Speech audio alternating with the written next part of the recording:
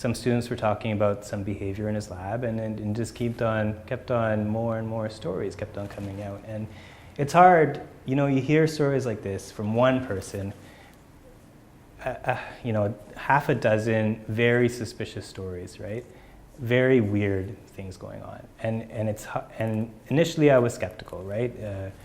This can't be true. This is so much from one person. I filed access to information for his receipts, and you see that there are receipts on file at McGill from a private security company for $10,000 worth of hidden cameras, right? He had ceiling cameras already, like visible, normal ceiling cameras. Okay. But he also had at least 6 hidden cameras that were installed in the faceplate of you know, an Ethernet port where you plug in your computer.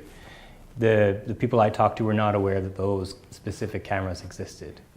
It could be that these cameras are used to look at his students while he was on sabbatical, right?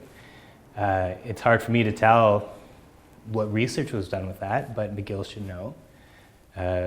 It's hard to tell whether these cameras were looked at remotely, but McGill should be able to look at with their IT infrastructure to see if these cameras were connected to from outside of McGill. If this was for, you know, honest to God research purposes, there should be, you know, research that was done with these cameras.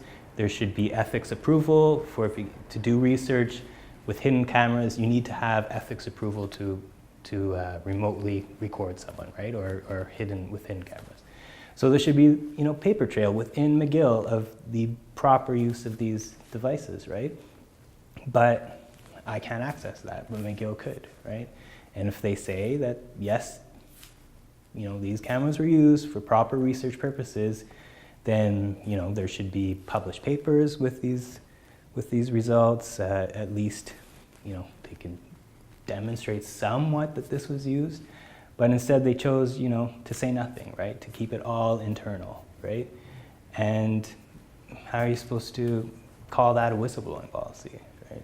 You know, there was around the time this was happening, there was the other case about a student who was strip searched in one of the schools, right? Well, it's like, there's a limit to what you can do, right? And they should have taken this complaint very seriously, and it doesn't seem like they did. So, or at least maybe they're just keeping it under wraps. It could have been extremely serious, but they just don't want anybody to know about it.